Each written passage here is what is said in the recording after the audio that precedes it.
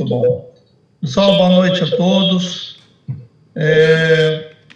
Uma noite especial aí para a gente, né?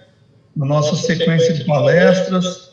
Nossa última palestra foi da doutora Raquel Muradaz, né? Uma palestra sobre a ultrassom ginecológico.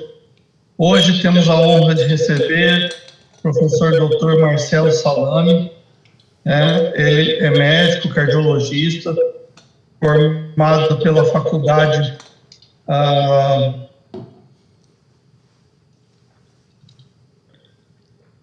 Federal de Santa Maria.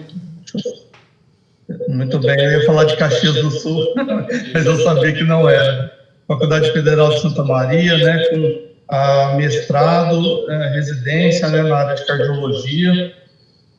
Professor também especialista, né, em ecocardiografia, que é o assunto que iremos discutir nessa noite de hoje.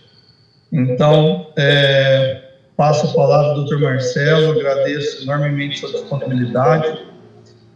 Ok, obrigado, fica à vontade. Boa noite a todos, obrigado, professor Michel, pela apresentação e pelo convite, agradeço aí a instituição pela oportunidade. E o tema que foi proposto, então, seria indicações e utilização do ecocardiograma.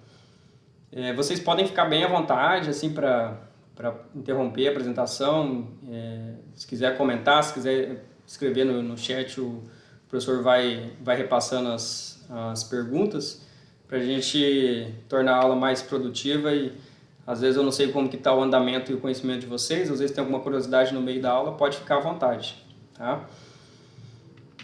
Bom, com relação ao ecocardiograma,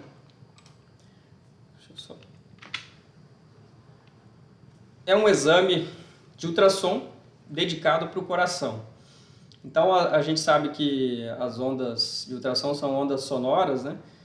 Ela é produzido, então, o aparelho produz um sinal elétrico através do cristal. Esse sinal elétrico ele é transformado em onda sonora e a onda sonora ela vai navegar nos tecidos, né?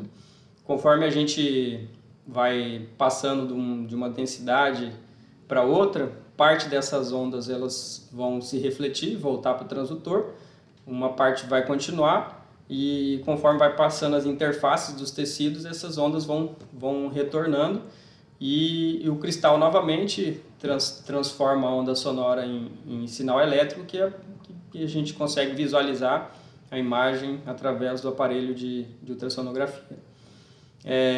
É importante a gente ter em mente esses detalhes da formação de imagem, porque nem sempre a gente consegue ter uma visibilidade ideal das estruturas cardíacas. Então, um paciente muito obeso, né, o sinal, a onda sonora ela vai ter que atravessar uma quantidade grande de tecido. Por exemplo, um paciente fumante, tabagista, né, que tem DPOC, ele tem um pulmão um pouco mais expandido e isso também acaba atrapalhando a formação da imagem, né? O ultrassom ele tem dificuldade para atravessar tanto estruturas ósseas quanto o ar. Então, em algumas situações, a gente acaba não conseguindo fazer o exame de forma adequada. Bom, as modalidades. Então, o ecocardiograma é um exame muito versátil, ele tem várias modalidades. A gente tem o ecocardiograma fetal, que a gente avalia o coraçãozinho do neném dentro da barriga da mãe, o ecocardiograma pediátrico, então do neném após o nascimento, né? E o ecocardiograma adulto, então tem várias modalidades também do adulto, depois nós vamos discutir cada uma delas. E existe também a modalidade esofágica, né? Então o ecocardiograma transesofágico, então um exame um pouco mais aprofundado assim, das estruturas cardíacas e a gente consegue chegar mais próximo do coração e naqueles pacientes que têm uma dificuldade de janela, por exemplo, né, que a gente não consegue avaliar o coração por fora, o transesofágico faz essa complementação. E o ecocardiograma transesofágico, vale ressaltar que ele também é utilizado no bloco cirúrgico, por exemplo, quando o paciente faz algum procedimento cirúrgico e precisa avaliar se uma válvula ficou bem posicionada, se não existe nenhum refluxo, se ela não está vazando, né? ou alguma complicação no bloco, precisa avaliar um paciente que não está evoluindo bem no transoperatório, então o ecocardiograma ele pode ser utilizado nesse cenário. E também na hemodinâmica, né, a gente tem uma utilização interessante do transesofágico, que é para guiar os procedimentos percutâneos. Então aquelas trocas de válvula, por exemplo, por catéter, o ecocardiograma transesofágico ele acompanha esse procedimento para ver se o procedimento está ocorrendo da forma correta, se a válvula ficou bem posicionada, por exemplo, se fechou um defeito congênito, se esse defeito ficou adequado, definir também o tamanho das próteses, né? Então ele tem essa indicação também nesse cenário. Com relação às funções do ecocardiograma, então é um exame que tem, cada vez mais a gente vê mais ferramentas, né, agregadas ao método, né? Então tem o Doppler colorido, pulsado, o Doppler contínuo, então para a gente avaliar as válvulas, né, ver os gradientes, ou seja, a resistência do sangue para passar em algumas válvulas doentes, né? Existe a técnica de strain também, que eu vou comentar, tem o eco tridimensional 3D, então são ferramentas que auxiliam no diagnóstico das doenças, né? Então, ele é um exame que avalia anatomia, avalia a função tanto de contração quanto relaxamento do coração, avalia as válvulas, a aorta, né, que é a saída principal do coração, então a gente consegue avaliar ela no seu trajeto ascendente, no seu trajeto transverso, que passa próximo do pescoço. A gente consegue fazer diagnóstico de tumores cardíacos, avalia o pericárdio, né, que é aquela capa que fica em volta do coração, também é possível avaliar doenças do pericárdio pelo ecocardiograma, e também nós conseguimos analisar todo o lado direito do coração, a pressão do pulmão, é possível inferir através de medidas pelo ecocardiograma. Bom, começando então, se alguém tiver alguma dúvida dessa parte mais introdutória, pode ficar à vontade. Pode abrir o microfone e comentar. Bom, com relação ao primeira modalidade, né, o ecocardiograma fetal, esse é um exame que, de certa forma, ele tem algumas dificuldades, por isso ele não é um exame tão disponível hoje na maioria dos serviços aqui no Brasil, e inerente ao seu modo de realização. Então a gente precisa avaliar um coração do neném que está dentro da barriga da mãe, que mede em torno de 3 centímetros, com toda essa dificuldade técnica. Então aqui a gente vê, por exemplo, a placenta, então o ultrassom ele precisa atravessar a pele da mãe, tecido subcutâneo, músculo da parede, né, abdominal, atravessar a placenta muitas vezes, que fica na frente da criança, e além disso ainda tem as estruturas do próprio feto, então existem as costelas, a coluna, né?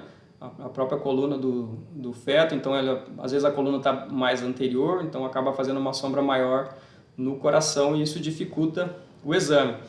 E sem contar que a criança pode estar em qualquer posição, então está de ponta cabeça, está com a cabeça para baixo, para cima, para o lado, então são várias dificuldades técnicas para realizar esse exame de ecocardiograma. Para que, de certa forma, isso aconteça,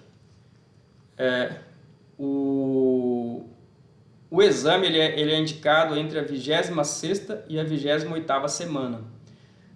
A gente pode fazer em qualquer idade gestacional, certo?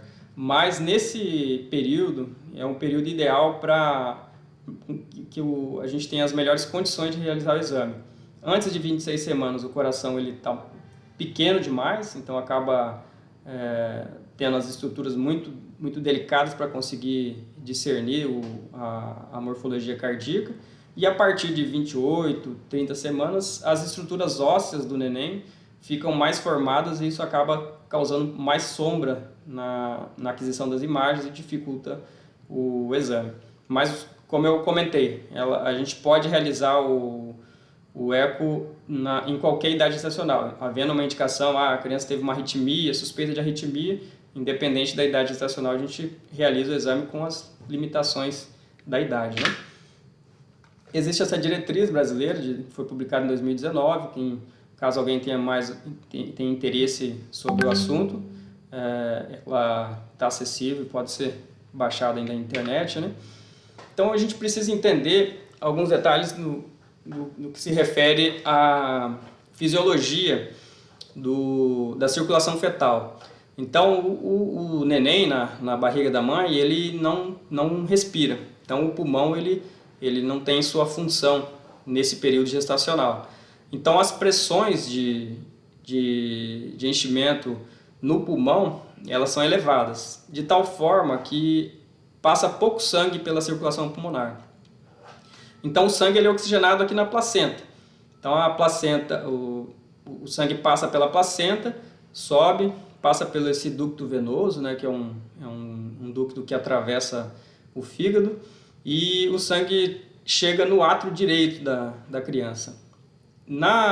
Ao chegar no átrio direito, ele tem uma membrana chamada forame oval patente, e essa é uma membrana estratégica que faz com que o sangue rico em oxigênio ele chegue diretamente no átrio esquerdo.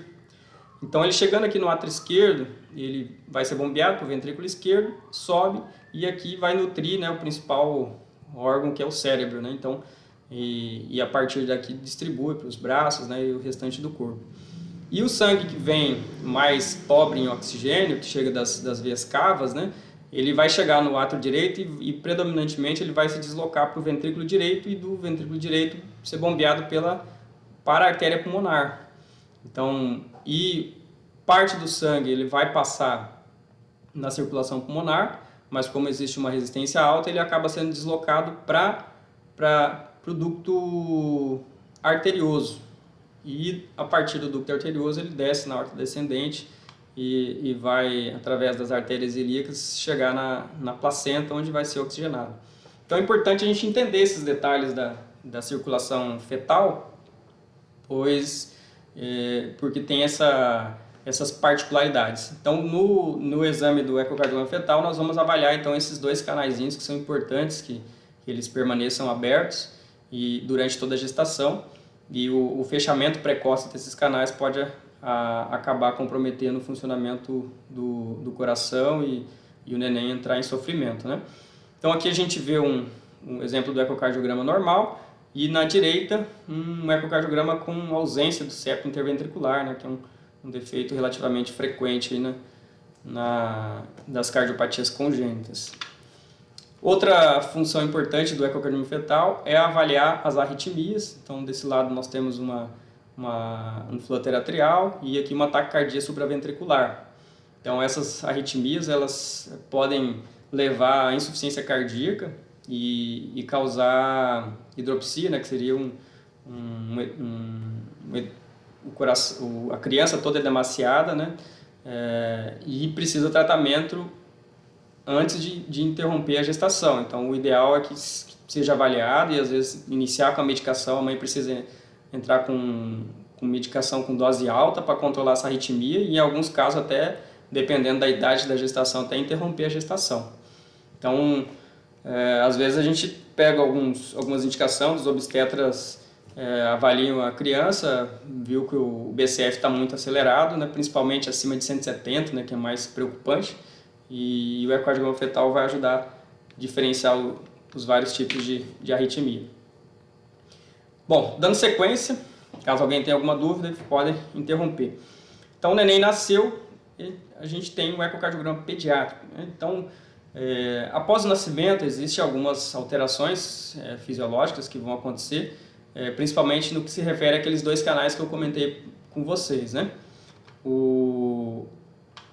Esse vídeo aqui da direita superior mostra o forame oval patente. Esse forame oval patente ele demora geralmente em torno de 3 meses para fechar. Então, geralmente, no pós-nascimento, é normal encontrar ele aberto e isso não significa nenhum problema para o neném.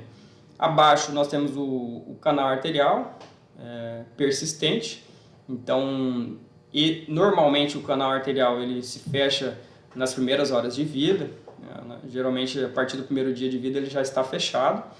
E esse sim, se permanecer aberto além dos primeiros dias de vida, ele pode, ao longo dos anos, causar problema, né? Então, é um canal que ele precisa fechar. Então, normalmente, ele fecha nos primeiros dias de vida. No canto inferior esquerdo, nós temos uma CIV com deslocamento anterior da saída do ventrículo esquerdo, da aorta, né? O que configura uma doença chamada tetralogia de Fallot. a doença até não é tão rara, né? A gente tem alguns casos aqui já na nossa casuística e precisa de tratamento cirúrgico, né? Mas é uma doença que tem uma boa evolução após a cirurgia.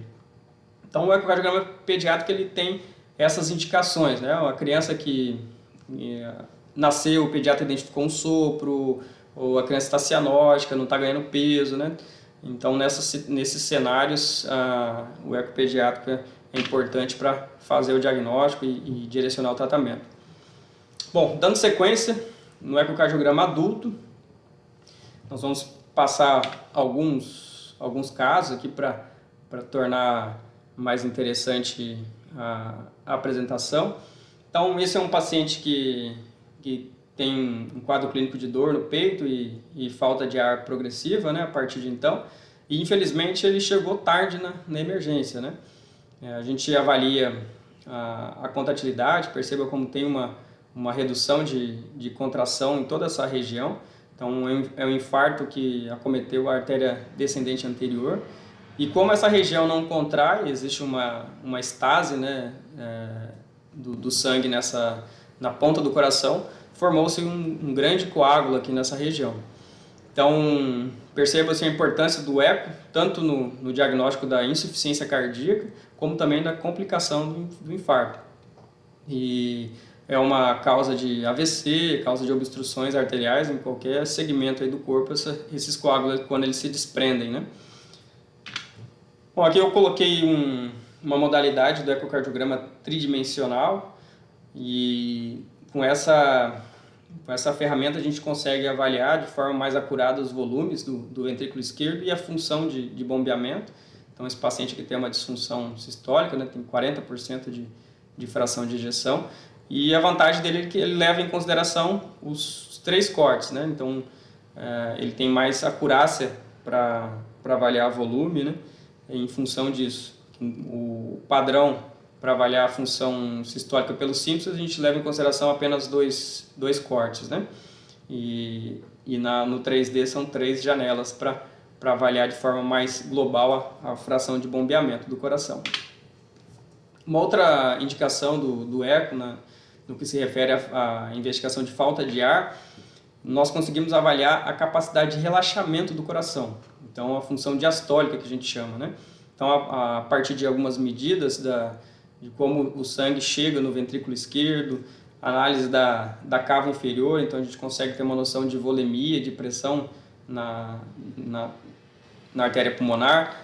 O VDAD, então essa é a medida que a gente avalia a diferença, o gradiente de pressão entre o ventrículo direito e o átrio direito.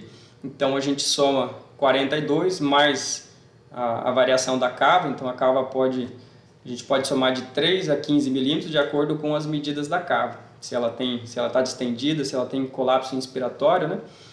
Então, a partir dessas medidas e o átrio esquerdo, nós chegamos à conclusão de como o coração funciona do ponto de vista de relaxamento. Se ele tem disfunção de relaxamento, se ele tem estimativa de pressão atrial esquerda elevada.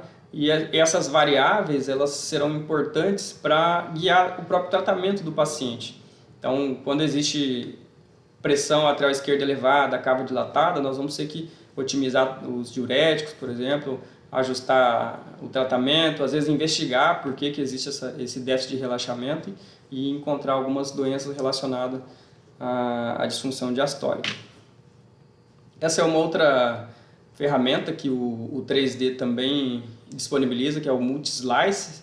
Então, a partir do Multislice, a gente consegue avaliar segmento por segmento. É como se nós pegássemos o coração e fatiasse ele em várias fatias e é possível avaliar a contratilidade ou avaliar, por exemplo, uma massa com mais detalhe, ver onde ela está se posicionando, né? O aparato valvar, né? As estruturas da válvula mitral, por exemplo. Então, é uma ferramenta bem interessante. Bom, aqui é um outro caso que eu coloquei só para exemplificar, um paciente que tem uma cardiomiopatia hipertrófica, que seria um aumento exagerado da espessura das paredes do coração. E é uma doença genética, é a principal causa de morte súbita em jovem, né? jogador de futebol que tem essas mortes súbitas, né, os atletas, né? Então, a principal causa é essa doença genética, né? Então, com o ecocardiograma e essa análise de strain, que seria a deformação, que é a capacidade das paredes de espessarem e relaxarem, né? Então, nós conseguimos avaliar, percebam que na área que existe uma hipertrofia, um aumento das paredes, o strain é reduzido. E essa redução do strain tem associação também com a presença de fibrose, né? Que é um marcador que a gente avalia pela ressonância cardíaca e está relacionado ao prognóstico do paciente, né? Quanto mais presença de fibrose, maior o risco de desenvolver arritmias e morte súbita. Essa técnica do strain também a gente pode utilizar no ventrículo direito. Então, quando existe uma redução do strain e hipertensão pulmonar, está associada a pior prognóstico, inclusive até na questão do tratamento, quando ocorre uma melhora do strain, isso associa um melhor prognóstico, né? Essa é outra ferramenta que a gente pode lançar a mão na hora da execução do ecocardiograma. Essa é uma outra modalidade bem interessante.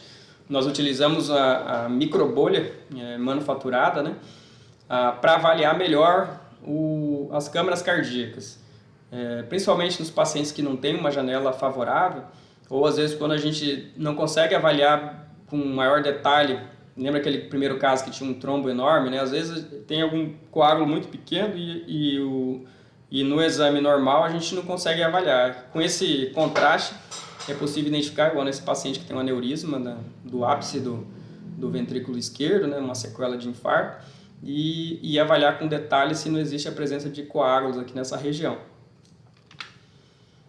Outra modalidade do ecocardiograma é o ecocardiograma com teste de microbolhas. Então essa é uma manobra que a gente faz, chamada manobra de Valsalva. Percebe que aqui a gente injetou a microbolhas, né, que é uma salina, é um soro fisiológico com uma pequena quantidade de ar agitado, né? A gente faz trabalha essa solução com 2 seringas, né? E injeta no paciente, e depois a gente faz uma manobra que é forçar a barriga do paciente para aumentar a pressão no lado direito. E a gente consegue identificar a presença de um defeito aqui na região do septo interatrial, e principalmente no paciente jovem com AVC, esse teste serve de triagem para avaliar se existe essa passagem em grande quantidade de contraste para o lado esquerdo. Provavelmente tem um defeito que pode ser a causa do AVC. Uma outra possibilidade, embora não é tão fácil de visualizar, é no diagnóstico de diferencial de dor no peito. Então, esse é um paciente que a gente avaliou semana passada com uma origem anômala da artéria coronária direita, né? Normalmente, a coronária direita, nós temos a coronária esquerda para o lado esquerdo, e a coronária direita sairia no ósseo direito, né? Então, nesse paciente, a origem da coronária direita ela está bem próxima da coronária esquerda. E o grande problema é que ela passa entre a saída da aorta e a saída do ventrículo direito, que é a artéria pulmonar.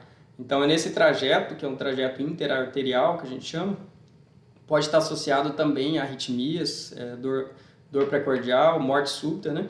Então, é uma outra possibilidade. Então, aqui a gente vê no eco a coronária direita, né, saindo aqui próximo do ósseo da coronária esquerda, que é uma outra visão, mostrando então a saída do ventrículo direito, a aorta e a artéria direita passando nesse trajeto interarterial.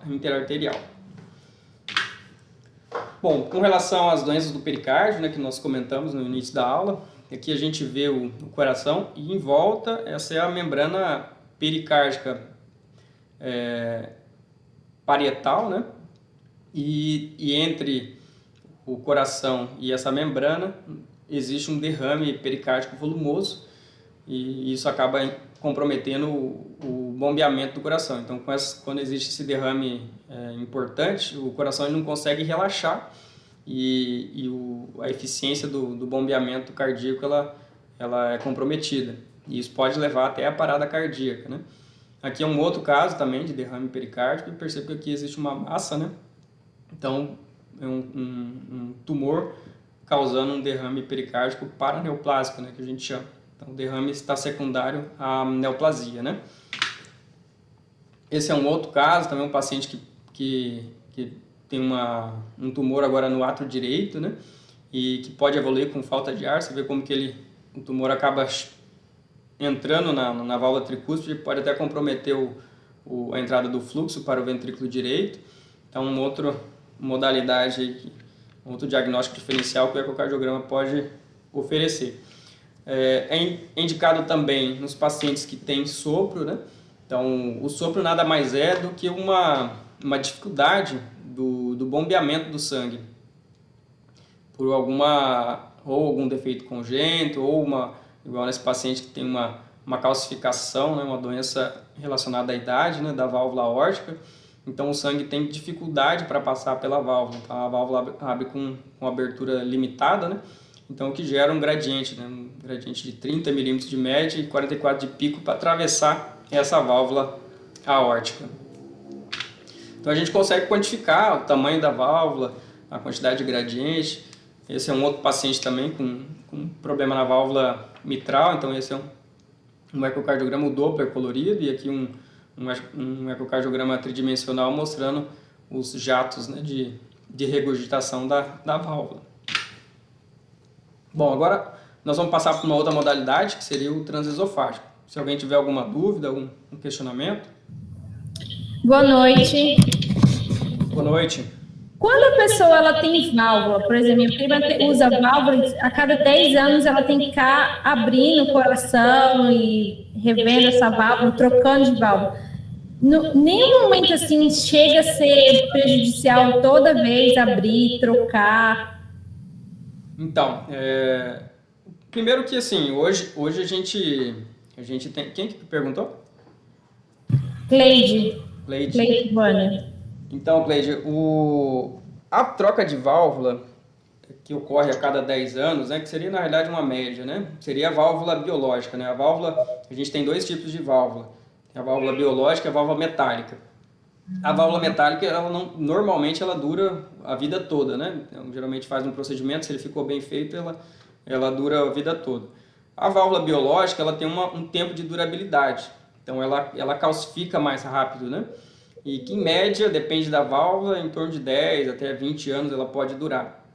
E hoje a gente tem uma tecnologia chamada válvula em válvula, então a gente consegue colocar uma válvula dentro da outra por catéter, sem precisar fazer essa cirurgia que tem que abrir o peito, né? E de fato a cirurgia que a gente chama com SEC, né?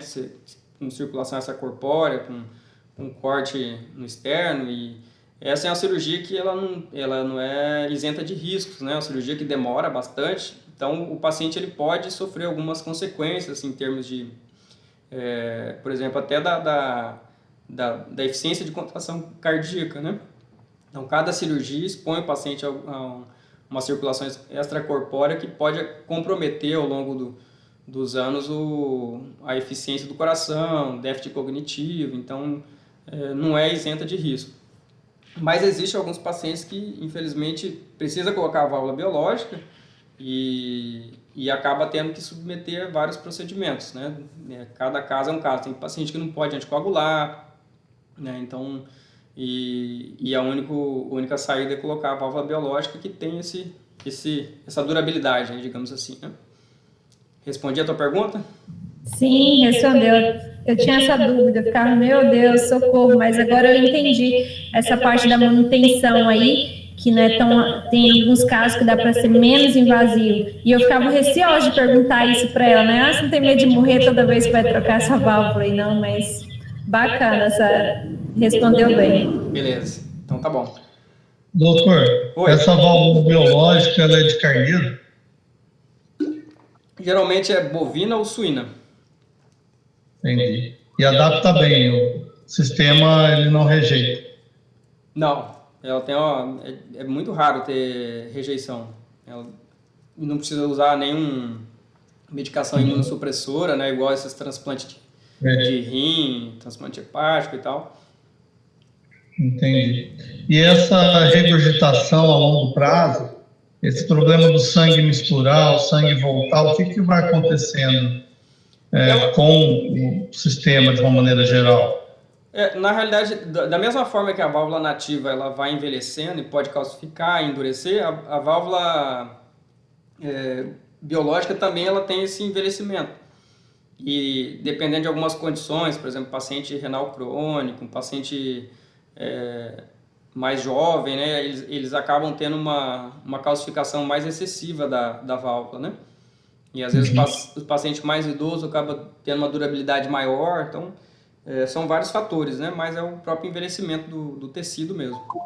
Entendi. Mas no caso, quando tem a comunicação intersepto, qual o problema da mistura do sangue venoso com arterial?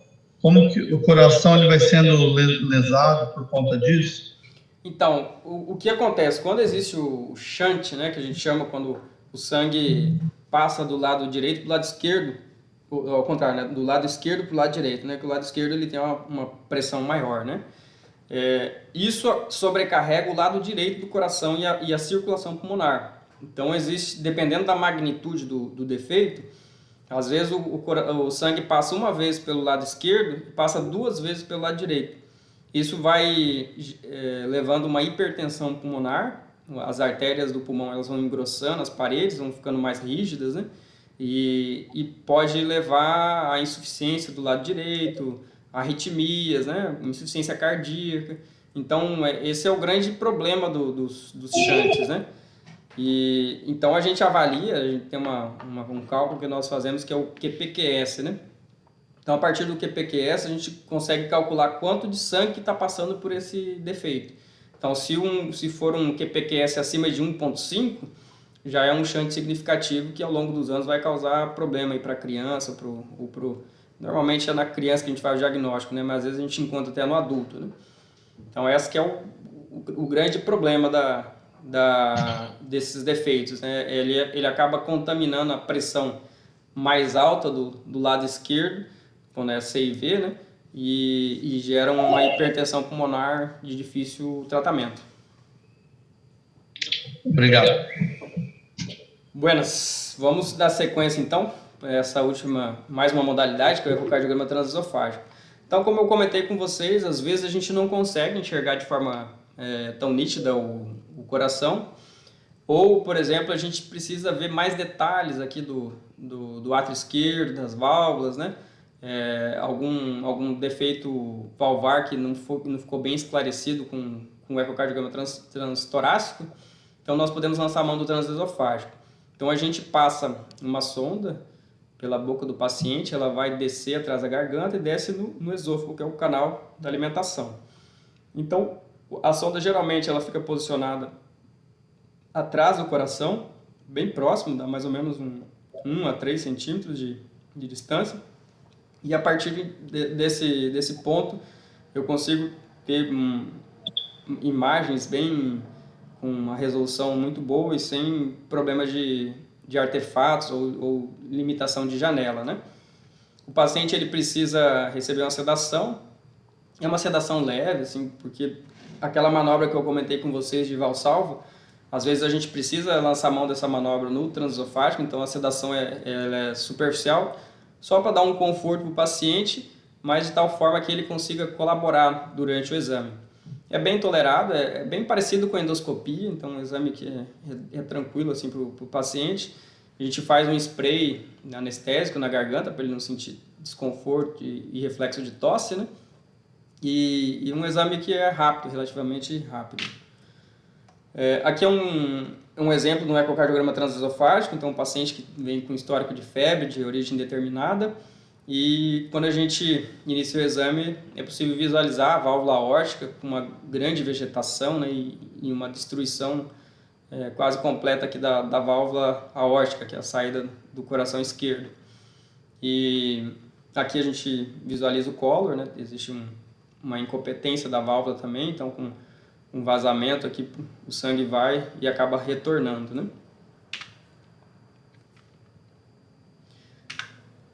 Eu passei 2 aqui. E uma outra modalidade que é interessante no ecocardiograma transesofágico é a modalidade 3D. Então eu consigo avaliar, essa é uma visão que a gente chama de visão do cirurgião, né?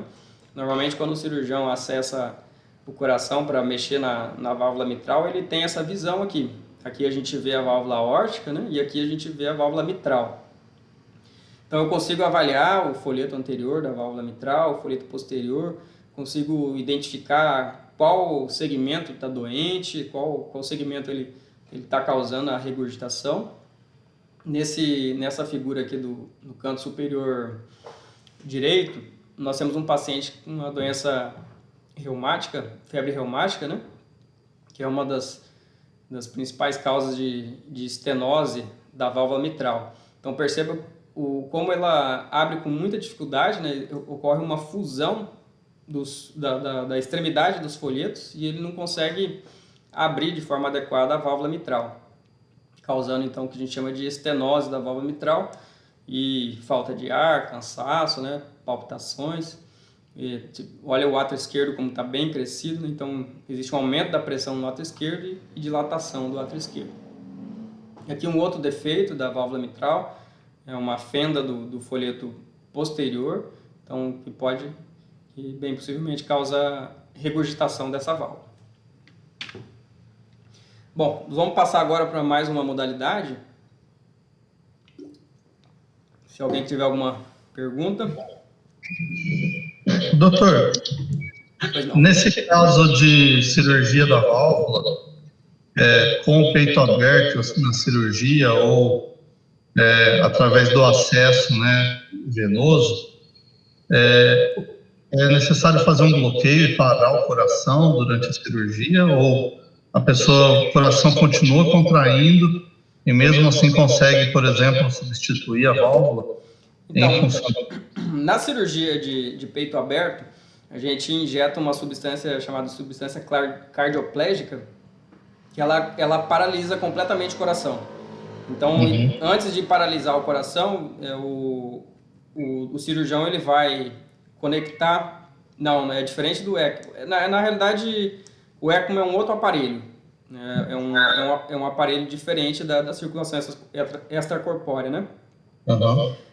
Então, a gente conecta uma mangueira para coletar o sangue antes de chegar no coração e uma outra mangueira que vem da circulação extracorpórea vai ser ligada na aorta. Então, essa máquina vai fazer o papel tanto de oxigenar o sangue como bombear. E a partir desse momento que que a circulação está em extracorpórea, o cirurgião injeta essa substância cardioplégica, né? E o coração para de trabalhar e ele vai começar a fazer a cirurgia, vai substituir a válvula. Depois que ele terminou a cirurgia, ele injeta uma nova substância para retomar o bombeamento e conferir se está tudo certinho, o coração batendo, ele desliga a circulação extracorpórea e volta o coração bater normalmente. Já nos procedimentos que a gente chama de percutâneo, que faz por catéter, o coração ele continua batendo. Tá? Por exemplo, quando a gente fecha a CIA, que seria essas comunicações interatriais, né? O coração não atrapalha no procedimento. Então, a gente consegue passar os guias, né? Liberar a prótese sem problema nenhum. Mas quando a gente vai liberar uma prótese, por exemplo, numa válvula, aí sim a gente precisa que o débito cardíaco ele seja bem mínimo para a gente liberar a prótese com segurança no local correto. Então, nós utilizamos um marca-passo e geralmente a gente acelera o coração mais ou menos aí uns 200 batimentos por minuto, de tal forma que o débito ele fica bem pouco. Então, passa pouco sangue ali através da válvula. Aí nós conseguimos liberar a válvula bem na posição certinha para ela não deslocar nesse processo de liberação. Entendi. Então, nesse caso aí da taquicardia, o volume sistólico ele é bem reduzido. Então, quando a gente induz a taquicardia, o volume sistólico ele é proporcionalmente inverso. Isso. E aí não dá tempo do coração relaxar e encher novamente, né? Então acaba diminuindo o débito e a gente consegue fazer o procedimento.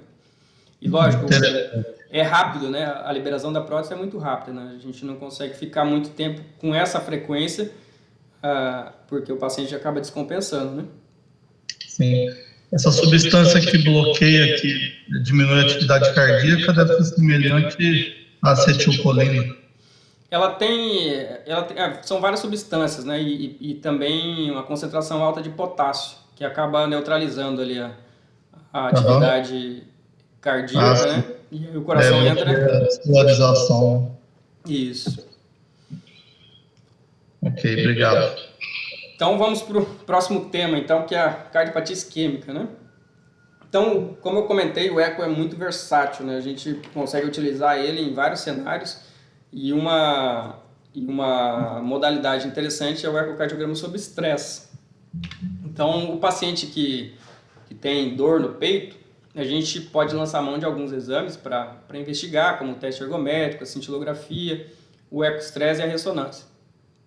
Com exceção do teste ergométrico, ele tem uma acurácia um pouco reduzida, os outros testes eles são bem semelhantes. Né? Algumas vantagens e desvantagens com relação a cada método, né? E a cintilografia acaba utilizando radiação, né? E a ressonância é um exame pouco acessível, né? Não tem em vários locais, também usa contraste. E o ecocardiograma, ele é um exame acessível e também muito seguro, né? Ele é um dos exames mais seguros para a gente poder testar o coração e avaliar a presença de isquemia. Então aqui eu coloquei algumas modalidades do ecoestresse. Então o ecoestresse físico ele pode ser feito na esteira. Tem um pouco mais de dificuldade, que o paciente precisa caminhar na esteira. Quando terminar o exame ele tem que passar rapidamente para a maca. E aí nós conseguimos analisar a contração do coração depois do esforço. E na ciclomaca, que é um exame, das modalidades mais seguras, porque o paciente não tem risco de queda, então ele vai pedalar até o máximo que ele conseguir, e enquanto ele está pedalando eu consigo avaliar tanto a atividade elétrica, que seria o mesmo que o ergométrico avalia, como também a contratilidade. Então eu faço aquisições de 4 fases, né? Então durante todo esse processo de esforço, na carga baixa, moderada e alta, eu vou adquirindo as imagens e analisando a contratilidade. Ele tem uma possibilidade de eu conseguir detectar uma isquemia mais precoce e até pedir para interromper o esforço, o que causa uma segurança maior para o paciente, né? Eu posso também avaliar válvulas, posso avaliar relaxamento do coração no esforço, então é um exame bem completo e um dos mais seguros assim, para investigar o paciente com dor no peito. Além disso, existem as modalidades farmacológicas, né? Então, nem sempre eu consigo colocar o paciente no esforço. Às vezes é um idoso muito debilitado, não consegue fazer atividade física, ou se tem alguma alimentação ortopédica, né? Então a gente pode lançar a mão dessas medicações, que seria a dobutamina ou o dipridamol. Então a dobutamina tem uma propriedade que vai acelerar o coração, então vou acelerar e testar o coração dessa forma, e o dipridamol ele tem um mecanismo que é por vasodilatação. Então através da vasodilatação, numa área que existe uma obstrução da coronária, vai chegar menos sangue naquela região e eu vou conseguir avaliar a contratilidade do músculo cardíaco. Então aqui eu coloquei um ecocardiograma com dobutamina, perceba como a contratilidade está bem aumentada, então aumenta a frequência para a gente conseguir testar o coração. Aqui a gente está em 180 batimentos por minuto, né? E a partir disso eu consigo avaliar alguma região do coração que não está contraindo bem. Quando nós temos alguma limitação do ponto de vista de janela, né, quando eu não consigo enxergar de forma adequada o músculo cardíaco, a contração, a gente pode lançar a mão do contraste sonovúrio. Esse então é uma microbolhas. Essa já não é aquela microbolhas que a gente faz o teste do ecocardiograma com contraste. Essa microbolhas ela é manufaturada, né? Então ela vem pronta já, é importada e ela é injetado na veia mesmo do paciente e como ela é muito fininha, ela atravessa o capilar pulmonar. Então ela chega no lado esquerdo do coração e eu consigo avaliar com uma acurácia muito boa a contratilidade do coração. E eu posso fazer o contraste sonovui em qualquer modalidade do ecocardiograma sob estresse, tanto físico quanto farmacológico. Aqui é um outro exemplo de um eco já com dipridamol, né? Lançando mão também do contraste. Percebam como ele ajuda na visualização, né? Então aqui, se a gente for analisar, nós conseguimos avaliar até a perfusão. Olha, esse paciente tinha a artéria circunflexa ocluída, né? Então essa região da parede posterior, ela é mais escura. Então o contraste, aquela microbolha, não consegue perfundir de forma correta o músculo nessa região basal aqui do coração. Então aumenta a sensibilidade do método para fazer diagnóstico. Bom, então, resumindo, assim, quando e para quem pedir o ecocardiograma? Então, eu posso utilizar esse exame nos defeitos congênitos, nos sopros adquiridos, né, na avaliação das próteses, né, o paciente que já colocou a prótese para ver como que a prótese está, investigação de falta de ar, investigação de dor no peito, avaliação de paciente com febre que não acha a causa, avaliação de paciente com AVC, para tentar identificar qual a etiologia do AVC, por que causou aquele AVC, pesquisa de hipertensão pulmonar, doenças do pericárdio, avaliar a gestante, né, com ecocardiograma fetal. Eu posso avaliar também doenças sistêmicas que acabam comprometendo o coração, por exemplo, a pressão alta, doenças reumatológicas, infecções virais, né, o COVID também que pode acometer o coração. Então, o exame tem várias indicações. E o que é mais importante, assim, não causa nenhum dano ao paciente, né? Não usa radiação ionizante, não usa contraste que acaba comprometendo os rins, né? Aquele contraste que a gente usa no eco, ele é como é microbolhas, né? Ele não tem nenhuma contraindicação no paciente que tem problemas renais, por exemplo. E agora eu fico à disposição para, caso alguém tenha mais alguma dúvida, assim, alguma curiosidade sobre o método, algum exame, vamos abrir para perguntas. Muito bom, doutor. A gente viu o quanto que evoluiu, né, o exame, quanto que ele traz, né, de informações, né, uma coisa muito interessante é o fato, né, de o senhor conseguir utilizar ele no próprio consultório, já com o paciente ali junto, consciente.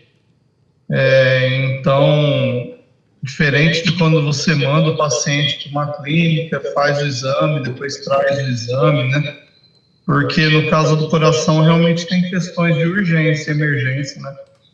Que já tem que resolver ali na hora, né? Verdade. Então, assim, quanto útil, né, que é o exame, quanto funcional que ele é. Até nesse caso do esforço, né, tem uma pergunta aqui da Vanessa. Ela pergunta por que precisa fazer comparação no caso do repouso, né, e sobre o estresse. Como que é a pergunta, desculpa? Por que precisa fazer a comparação do coração em repouso e sobre o estresse, né, no caso da atividade física? Então, é a partir da comparação que nós conseguimos identificar uma alteração de contratilidade. Então, no repouso, se todas as paredes estão contraindo bem, isso é sinal que não existe nenhuma sequela cardíaca, ele não tem nenhuma sequela de infarto. Quando eu coloco o paciente para pedalar, por exemplo, ele vai aumentar a contratilidade. Se existe uma região que a coronária tem alguma obstrução, que não chega tanto sangue para o coração bombear, essa região ela vai contrair com uma forma mais limitada, ou às vezes nem contrai, ou às vezes até, ao invés de contrair, ela distende, dependendo do grau de isquemia que a parede está passando, né? Então, essa comparação é muito importante. A gente tem o software, né? E esse software ele consegue colocar a fase de repouso, carga baixa, carga moderada e carga alta, e eu consigo comparar parede por parede conforme o grau de esforço, e isso aumenta a sensibilidade no diagnóstico, né? Achei interessante também que o senhor mostrou o caso da circulação fetal, né? que muitas vezes já identifica, né, mesmo durante a gestação, algumas alterações. Eu tenho um primo que ele tem síndrome de Down, e ele já passou por várias cirurgias, e aparentemente é bastante comum, né, o Down, né, ele ter cardiopatias, né? Sim, em torno de 50%, né, tem problemas cardíacos. Uhum. É bem frequente. Acho que o Laurindo quer fazer uma pergunta. Vamos lá. Boa noite. Boa noite. Parabéns, professor Marcelo, pela excelente apresentação, pela brilhante iniciativa. A minha pergunta é a seguinte, professor Marcelo.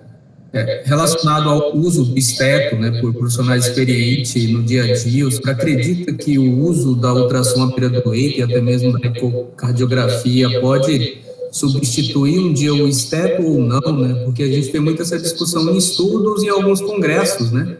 Eu queria ouvir do senhor se isso é possível um dia ou não, porque a tecnologia está na palma da mão e um celular, se você tem um probe e tal, então eu gostaria de ouvir do senhor, que é um estudioso da área, o que o senhor vê diante disso, né?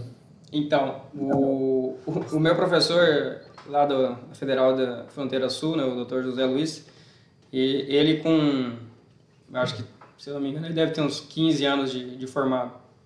Ele não começa o exame sem auscultar o paciente. E pela ausculta, ele já sabe o que o paciente tem.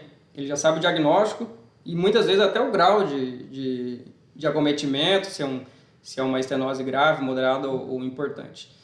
E às vezes o exame ele engana, principalmente um operador que não é muito experiente, ele pode encontrar qualquer coisa e criar imagens que não existem.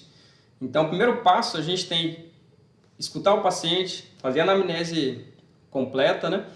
A partir da anamnese, você já vai ter em mente o que o paciente tem. O exame, na realidade, ele é só uma confirmação da tua suspeita. E o exame físico, ele é importante e a minha opinião é que não vai ser substituído por nenhum método, né? A gente tem que partir sempre desse tripé. Anamnese, escutar o paciente, entender qual que é a doença dele, examinar o paciente. Então, a partir do exame físico, você já vai direcionar praticamente, eu vou pedir o eco só para confirmar. Minha suspeita é que ele tem uma válvula que está com vazamento grave. E com o eco a gente vai documentar isso, né? Nós não vamos mandar um paciente para abrir o peito e trocar uma válvula apenas com a conversa exame físico, né? A gente precisa ter isso bem documentado. Então, eu acho que não vai acabar, não. Nós vamos continuar usando o esteto. Eu não começo nenhum exame sem auscultar o paciente primeiro. Então, eu ausculto, vejo, analiso todos os focos, né, e depois eu começo o exame de ecocardiograma. Ok, obrigado, professor. Eu vi ali que a Priscila perguntou, né, qual a modalidade é mais indicada, né? Então, o ecocardiograma, na realidade, quando a gente pede ecocardiograma, não precisa especificar se é para criança, para bebê, né? Então, mas se você quiser colocar ecocardiograma pediátrico, né, mas isso aí não é obrigatório, não. Porque na realidade é o mesmo exame, né? O ecocardiograma é o mesmo para criança, para o neném, para o adulto, né? Na hora de pedir que a gente vai colocar diferente, por exemplo, é o ecocardiograma transesofágico. Aí sim, ele é uma modalidade que precisa especificar. Os outros exames a gente coloca o ecocardiograma transtorácico, que é através do tórax, né? Então o transtorácico ele é o mesmo tanto para criança quanto para bebê, né, e adulto.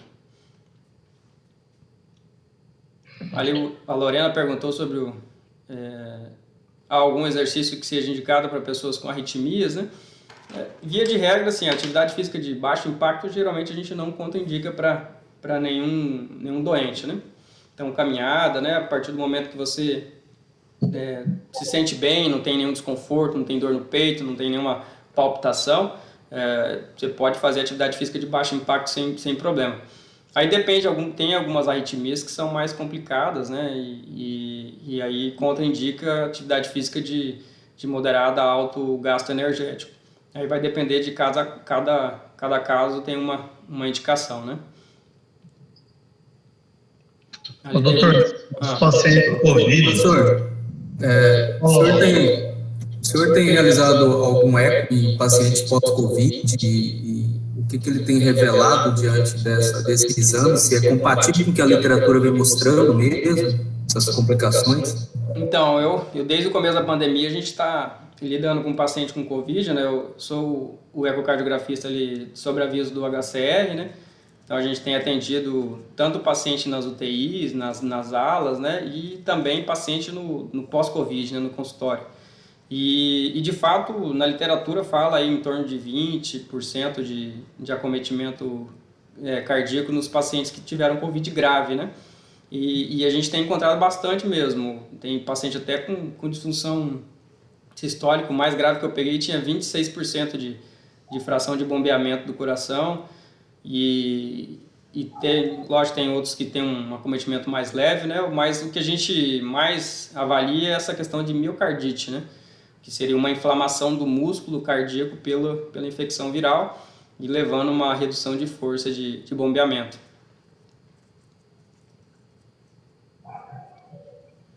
Teve uma outra pergunta ali, né, do Matias, né? O que um bom clínico deve saber do ecocardiograma? Então, o ecocardiograma é um exame bem completo. Essa questão da relação EA, né, principalmente a relação E', né? Quando existe uma relação E' maior do que 15 milímetros, a relação acima de 15, ela está associada ao aumento de pressão de enchimento. Então, muitas vezes o paciente precisa ser investigado, né, por que existe esse aumento de pressão. Às vezes precisa também aumentar o diurético ou introduzir o uso de diurético. A gente avalia a cava também, que auxilia nessa questão para entender a volemia do paciente. Eu consigo ver também sinais iniciais de lesão de órgão-alvo, né? Então, um paciente que tem uma hipertensão começa a aumentar a grossura das paredes, que a gente chama de remodelamento do coração. Isso é um sinal que a gente precisa já iniciar o tratamento da hipertensão para evitar a progressão das lesões, né? Então eu avalio a força de bombeamento, a força de relaxamento. Então é possível ver também no exame de eco as válvulas cardíacas, né? Então ver se tem algum comprometimento leve, moderado ou grave das válvulas. E a função diastólica, né, que ele comentou na relação à E', o VDAD, né, que é a medida da pressão pulmonar. Então, um paciente que tem um aumento de pressão pulmonar, ele pode, principalmente quando a pressão pulmonar está aumentada e a relação E' aumentada, bem possivelmente essa pressão no pulmão está relacionada ao lado esquerdo do coração. Então, a gente precisa atuar na investigação e tratamento das doenças do lado esquerdo. Quando eu tenho uma hipertensão pulmonar, essa semana eu peguei um paciente que tinha uma hipertensão pulmonar grave, já com dilatação importante das câmaras direitas, mas a relação E' baixa. Então isso é um problema do pulmão para trás.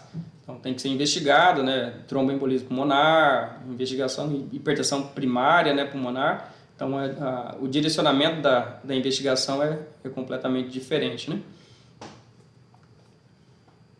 Tem mais alguma outra pergunta? O Roger, uma pergunta. Roger.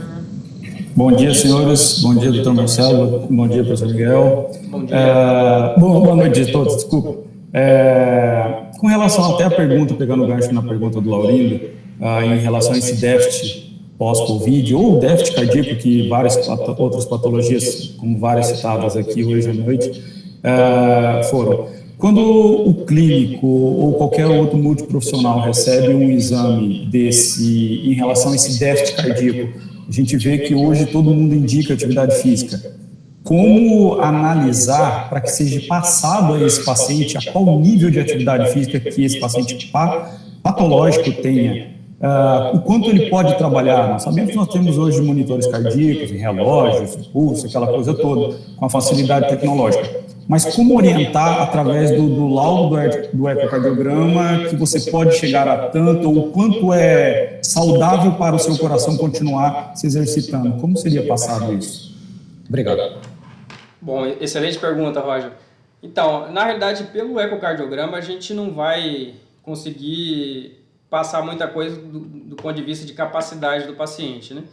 O ideal é que seja feito, lógico, esperar os 15 a 30 dias da fase aguda da infecção. Nesse período a gente não indica atividade física extenuante, né, para o paciente. E a partir desse momento, depois que passou a fase aguda, o ideal é que o paciente faça um teste de esforço. E aí a gente vai avaliar a segurança, ver se o paciente não desenvolve alguma isquemia ou arritmia induzida pelo esforço. E a partir do resultado, por exemplo, se o paciente começou a fazer muita extrasístole depois de 110 batimentos, então nós vamos orientar que ele não passe desse nível, né? Ou ele no ecocardiograma de estresse, o paciente começou a induzir isquemia a partir de 120 batimentos por minuto. Então nós vamos orientar que ele fique 10% abaixo disso, né? E via de regra, o ideal é que não passe da submáxima, né? Se a gente pegar um paciente 220 menos a idade dele, nós vamos multiplicar por 85%, né? Nós vamos encontrar a submáxima, né? Então, o ideal é que o paciente não passe da submáxima, que fique ali entre 75% e 50% da frequência cardíaca máxima para a idade, né? Então, cada caso tem algumas orientações. E também, Roger, a questão dos sintomas, né? O paciente está desenvolvendo uma atividade física, ele começou a passar mal, ter falta de ar, ideal que ele não chegue até esse ponto, né? Ele mesmo vai sentir a sua capacidade e aos poucos a gente vai aumentando a intensidade e a duração do exercício de tal forma que ele se sinta bem, né? Ok, obrigado. Nesse caso aí do exercício, na cartilha da Sociedade Brasileira de Cardiologia, acho que de 2 anos atrás, já traz um capítulo a respeito das recomendações da atividade física, né? Então, é uma literatura que está disponível no site da Sociedade Brasileira de Cardiologia. É bastante interessante, né, esse material que eles oferecem. Ó. É uma boa dica. Tem mais umas perguntas ali, né, doutor? O Miguel. A Jennifer perguntou qual a posição que o paciente tem que ficar para realizar o transesofágico. Naquela foto que eu coloquei, eu mostrei mais ou menos a posição. Ele fica deitado em decúbito lateral esquerdo. Então ele fica como se fosse deitado olhando para o examinador, né? Depois tem uma outra pergunta. O que você falaria para aqueles homens que têm receio de fazer o exame ecocardiograma, sendo que o mesmo tem vários sintomas que necessita de fazer o exame? Deve ser um homem, né? Deve estar com medo aí. Então, o exame não é indolor, não causa nenhum desconforto para realizar, não precisa pegar veia, nada, é bem tranquilo. Vai dar certo. Inclusive, o doutor já fez em mim, já. Eu tô aqui. Tá vivo, né? Tô vivo. Ali, a Vanessa perguntou, o transesofágico tem indicações não indicada para alguma patologia específica? Então, o transesofágico tem várias indicações. Quando, por exemplo, eu tenho uma válvula que eu não consegui esclarecer com um exame transtorácico, ou investigação do paciente pós-AVC, que eu consigo ter um detalhe maior do coração, vejo se não tem coágulo, eu consigo avaliar todo a aorta ascendente, o arco aórtico, às vezes tem uma placa móvel no arco, então o transesofágico vai trazer essas informações. Se tem coágulo no átrio esquerdo ou no apêndice atrial esquerdo, que é um local muito frequente de coágulo. Então, o paciente pós-AVC é uma indicação importante do transesofágico. Além disso, quando a janela ecocardiográfica não é satisfatória, então a gente pode lançar mão do transesofágico. Na semana retrasada eu fiz um ecotransesofágico lá na UTI do HCR, né? Eu fui tentar fazer o transesofágico e simplesmente eu não consegui enxergar nada. Então, todas as janelas, paraesternal, apical, supraesternal, subcostal, né, que são os locais que eu consigo avaliar o coração, e simplesmente eu não consegui visualizar o coração. Então, conversei com a plantonista e nós resolvemos fazer o transesofágico e consegui chegar à conclusão. Avaliei, o paciente estava desidratado, né, com cava seca. Então, Então a gente conseguiu otimizar a medicação, o paciente estava instável, já teve uma resposta com volume, né? Então, o transesofágico, e também nos pacientes com febre de origem determinada, né? Para investigar endocardite é uma indicação importante do ecocardiograma transesofágico. Limitações, né? Foi não indicado, né? Ele não tem assim uma contraindicação absoluta, é um exame bem tolerado. Tá? São, por exemplo, se o paciente tem um tumor no esôfago, né? Aí sim eu não vou conseguir passar o aparelho, né? Ou tem alguma doença, uma outra patologia do esôfago que contraindica a passagem, né? Um divertículo que é documentado, que é sabido, né? Então, nesse cenário a gente evita fazer não tem como fazer o transesofágico. Mas na maioria das vezes ele é bem tolerado. E é consciente que faz esse exame? Então, nós fazemos uma sedação leve. Normalmente, o paciente ele colabora durante o exame e logo após ele nem lembra que fez o exame. Então, é bem tranquilo, assim. Não é uma sedação profunda, não. Ele perguntou sobre o Concor, né, para arritmia.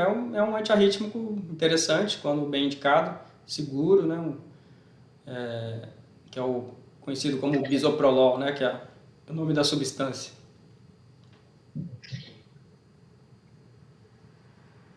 Acho que foi todas as perguntas, né? Foi. Alguém tem mais alguma dúvida, pessoal? Professor, Pode falar. Relacionado a tumor no coração, que o senhor apresentou ali em uma das imagens, qual que é a incidência que a gente vê? Parece que é muito raro, não é isso? Existe alguma incidência, sabe, informar a gente? É raro mesmo. É mais frequente os tumores benignos, né? O mais frequente é o mixoma lateral esquerdo, que é um tumor benigno que geralmente ele é fixado no septo interatrial, né? Na membrana do septo. E depois tem os tumores menos frequentes ainda, que é os malignos, né? Linfoma, por exemplo, que pode acometer o coração. Rabiomiomas, que é um tumor mais relacionado à pediatria, né? Que acontece pós-nascimento. Normalmente ele tem uma evolução benigna, ele desaparece com os anos, mas de fato tem uma incidência bem baixa, né? Tumor cardíaco. Ok, obrigado.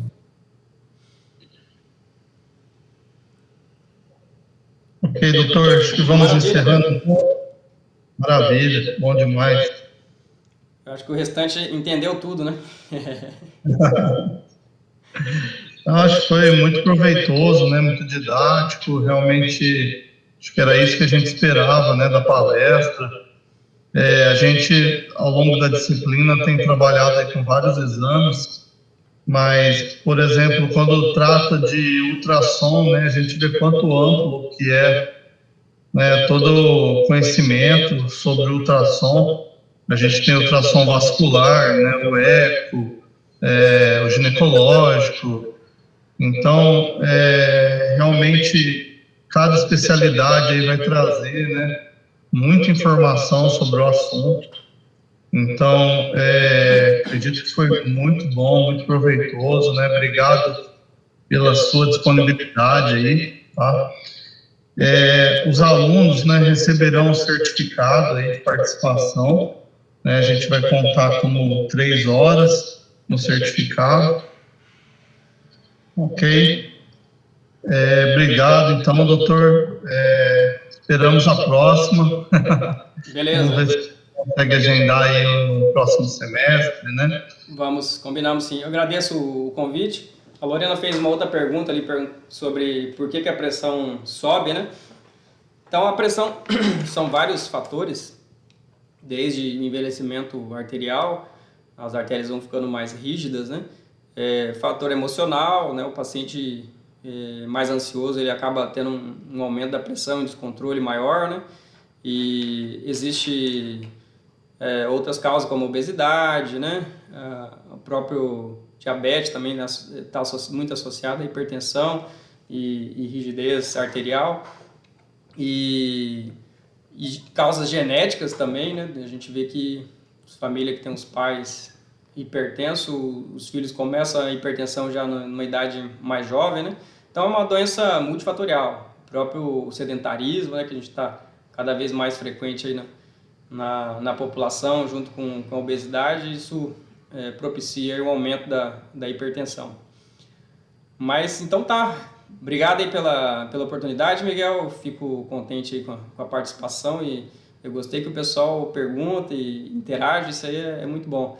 A gente está nessa modalidade online que já é um pouco... As aulas acabam ficando mais sem graça, digamos assim, mas a turma é boa. Parabéns aí a todos. Ao mesmo tempo, tem trazido oportunidades, né? A gente, nessa aula mesmo de hoje, a gente tem pessoas aí que estão em várias cidades diferentes, né? Que se fosse na forma presencial, talvez não poderiam assistir, né, a apresentação. Né? Por exemplo, o próprio Laurindo está lá em Cacoal, Maria Luísa, que está aí, também está lá em Cacoal. Os alunos mesmo da Unigipa estão aí em várias cidades da região. Então, realmente foi muito bom, muito proveitoso. Maravilha. Um abraço a todos. Obrigado, doutor. Até a próxima. Boa noite, pessoal. Tudo de bom. Tchau. Os alunos, tá? Eu vou fazer a chamada lá pelo certificado, tá bom? Bem, estão liberados por hoje. Até a próxima aula. Obrigado a todos.